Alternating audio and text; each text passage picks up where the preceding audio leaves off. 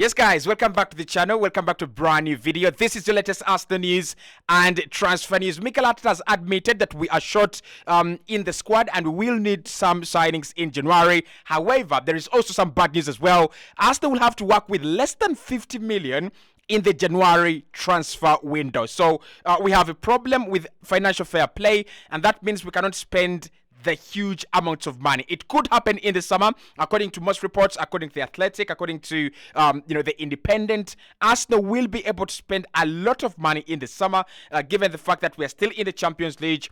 We might actually win the Premier League or win something like the Champions League. It will depend, but either way, the summer is going to be bigger than January. But I'm going to be diving into some of the signings that Mikel Arteta is looking on, especially Goncalo Inacio, one of those players that I think every single club looking for a centre-back is going to be looking at. So Arsenal, Tottenham, Liverpool at the moment, leading that race, are all looking at Goncalo Inacio, the centre-back at Sporting Lisbon. If you watched Arsenal versus Sporting Lisbon last campaign, you saw that guy. Real centre-back, absolute engine, absolute Rolls Royce of a centre-back as well. So hit that button, subscribe to the channel as well. I want to get your thoughts there. If we have less than 50 million euros, which positions should we prioritize? Now, Mikel Arteta wants a defender, a centre-back, and I'm hearing that at Arsenal, the priority at the moment is to bring in a defender, is to bring in a centre-back. So Goncalo Inacio, Matthias de Ligt, Nico Scholterback, those are the guys right on the priority dot at the moment at Arsenal, and I'm really surprised. However, we're also looking at the midfield, we're looking at the attack, we're looking for a winger and a striker as well. So less than 50 million euros, less than 50 million pounds as well.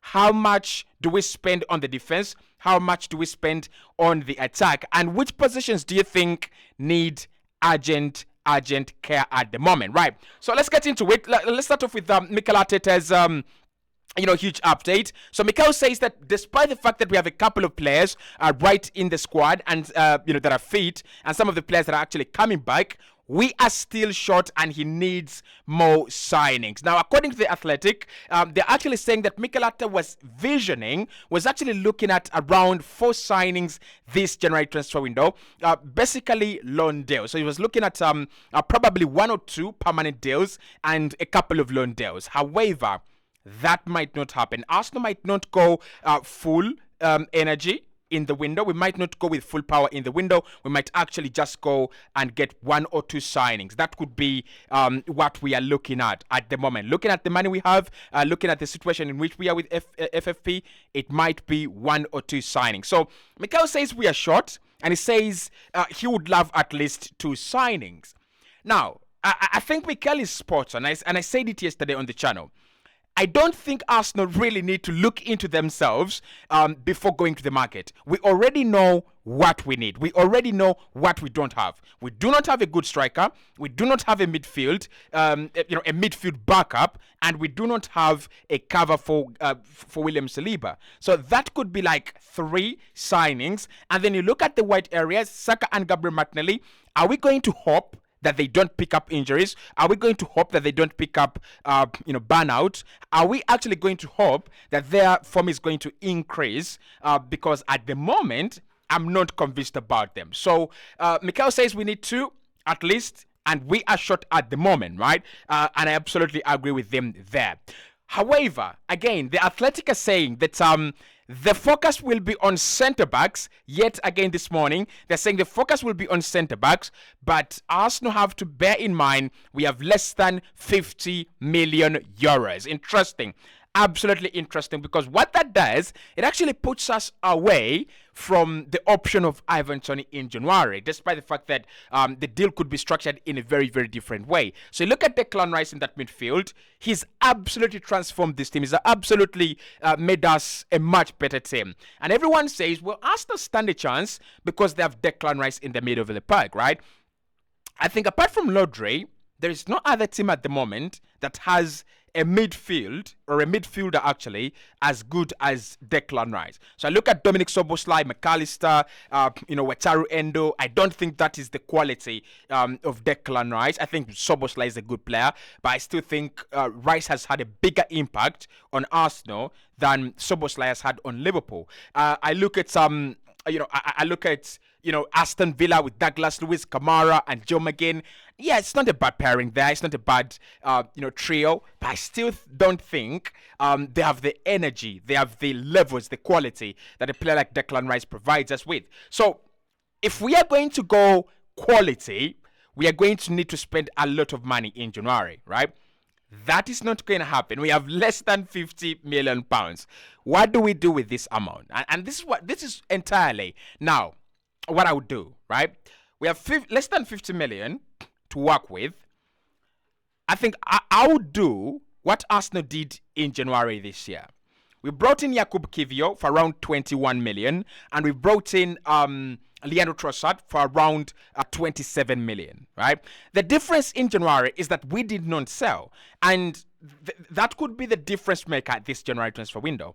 The difference could be that Arsenal can sell a couple of players, and one of them is Aaron Ramsdale. I tell you what, Newcastle will come for Aaron Ramsdale. They're looking at Calvin Phillips, and I think Arsenal should be looking at Calvin Phillips as well. I don't know whether Man City will actually be, kind of confident to give us Calvin Phillips, but we should be looking at Calvin Phillips. A loan deal for Calvin Phillips in January, I think that would be a massive, massive deal for us. So if we can sell Ramsdale for maybe 50 million and sell Emil Smith-Rowe potentially, or sell Eddie Nketiah potentially, we might actually be in position to spend about 40 to 45 million. Right? We can register the rest as profit, but we can actually be able to spend around 40 to 45. So when you add that to the budget we have, we might actually boost our spending power to around 70 million in January, which is actually not quite bad, given the conditions, the terms and conditions in the market. You're not going to sign anyone's player just because you have the money. You have to wait until the summer. So this is what I would do with 50 million.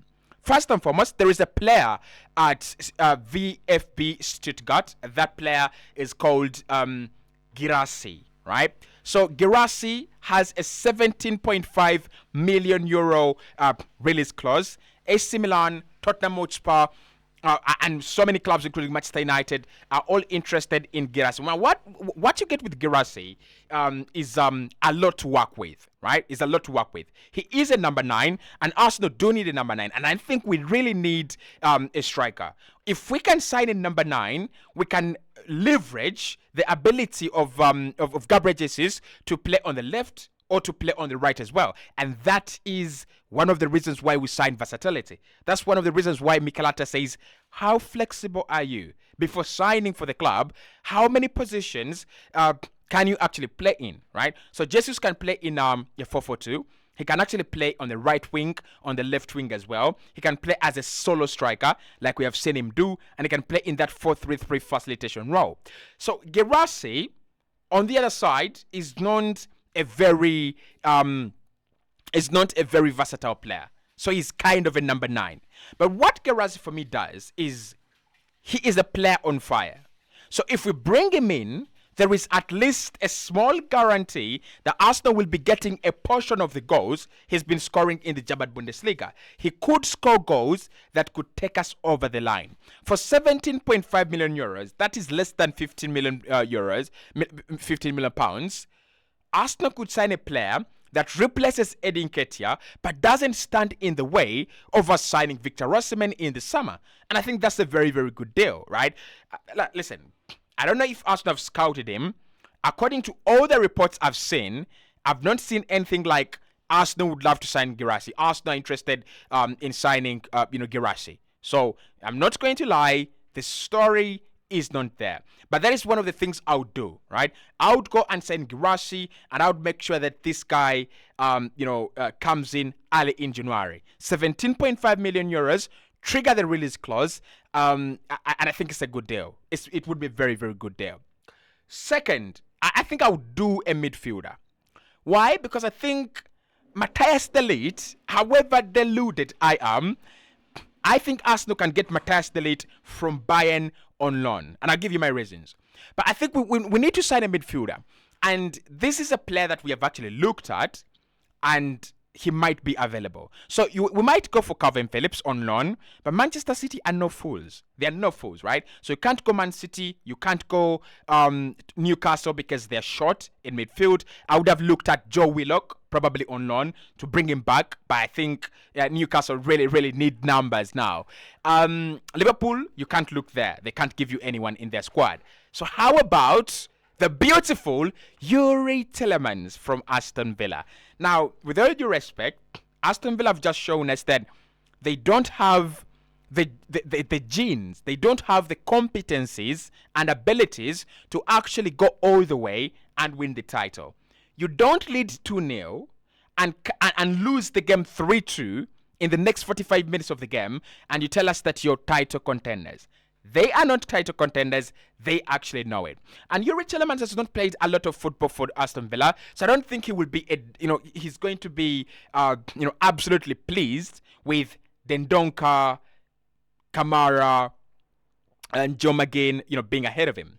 But there is a chance for him to come to Arsenal and, help us win the league or help us, get over the Champions League, right? There is a chance that he can play in the Champions League this campaign. So I would think about a player like Yuri Tillemans on loan. I think that's a loan deal that we can actually do, right? The other player I would think about, and this one is a very, very difficult one, but if Arsenal could go to Nottingham Forest, at the moment, Forest need a lot of their players. And it would be very difficult for them to let go of anyone in that midfield. But I would think about Sangare. I don't know if Arsenal can actually, convince Sangare to join us. I don't know if we can tell Sangare that we are the right project and the right club for you. But January, Ibrahima Sangare, that is another guy we can actually look at. That is another player we can actually look at. So I would spend some of that money in the midfield and then go and sign Matthias De Ligt on a loan deal. The reason why I think Matthias De Ligt is available on loan, it's easy. One, he's not played a lot of football at Bayern ever since signing for them since the summer. And the fact that Kim Min-jae and Dayot Upamecano have formed such a strong partnership under Thomas Tuchel, it means that the chances of Matthias De Ligt rotting on the bench are increasing by the day. Now, Bayern have a lot of football to play, especially in the second part of the campaign where they will be fighting to, I don't know what they will be doing. I don't know whether they will be trying to dethrone Bayer Leverkusen, or they'll be focusing on the Champions League. Either way, they will need a second squad to actually, chase Bayer Leverkusen, who are actually untouchable right now and doing very well, and then, fight for the Champions League, something they've not won, on a regular basis and consistent basis as they would have wanted. So the Leeds might look at Bayern as an opportunity for him to stay and fight for his place, or he might actually look at Arsenal as a young team where his relevance might actually be more appreciated. Now, I think this is the promise Arsenal can make to Matthias De Ligt. Join Arsenal, and in the summer, we will get rid of Tomiyasu, we'll get rid of Jakub Kiwior, we will sell them, and you will be guaranteed to play in this side. Now, imagine being part of a team that has Jurgen Timber, Matthias De Ligt, William Saliba, Gabriel Magalhaes, and Ben White, and Alexander Zinchenko. That sounds nice, right? That sounds like the taste of silverware. That smells like real silverware in the next 2, 3, 4, or even 5 years. So I think Matthias De Ligt is easy to convince. He would be very, very easy to convince, in my opinion. So I would prioritize an attacker with the less than 50 million euros we have, and I would definitely prioritize the midfield over the defense. However, we have a name that Arsenal are looking at, and that player is called Goncalo Inacio. Now, Goncalo Inacio is one of the reasons why Arsenal have gone another season without winning the Europa League for a very long time. He was very, very key in knocking Arsenal out at the Emirates Stadium when Sporting Lisbon came last season and they humiliated us. They absolutely taught us a lesson. Listen, among the the young centre backs in the world, I rank him top 10. I think he's top 10 among the young centre backs in the world. He's 22. He has everything you want in a centre back, apart from experience, age, and physical. Probably not physicality, but he's not your Milan Skriniar. He's not your William Saliba. He's not this kind of very tall, very huge. But Mikel Arteta likes him. Jurgen Klopp likes him as well. And according to what we're hearing, Tottenham are willing to bid, as well as Liverpool. Both are willing to bid in January. Now, my problem with Goncalo Inacios there is this.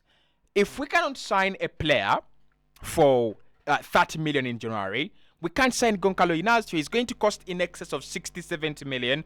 And with all this competition around him, I think Cristiano Romero is injured. If I'm not mistaken, Tottenham have both of their main centre-backs injured at the moment. That is disaster. That is catastrophe. So I still think Tottenham have a big chance on signing this guy if he wants to go to Tottenham, if he doesn't want UEFA Champions League football, right? So Goncalo Inacio is another name. And lastly, the Athletic are saying that Arsenal would prefer to have a bigger summer than a bigger transfer window in January. And that's because we are sure of what FFP will look like in the summer. Remember, at the end of the season, Arsenal will have at least 200 million in their bank account, courtesy of winning anything, finishing in top 4, finishing in the quarterfinals or even above that in the Champions League, whatever we do in the FA Cup, and sells, right? So we can sell before we actually decide to buy. So there's a huge possibility that the January transfer window might be a warm-up for the summer. And I tell you what, I kind of like it. Hit the like button, subscribe to the channel, Kosi Arsenal. We'll be diving into the latest Arsenal news every single day with me, your boy, and I sign out.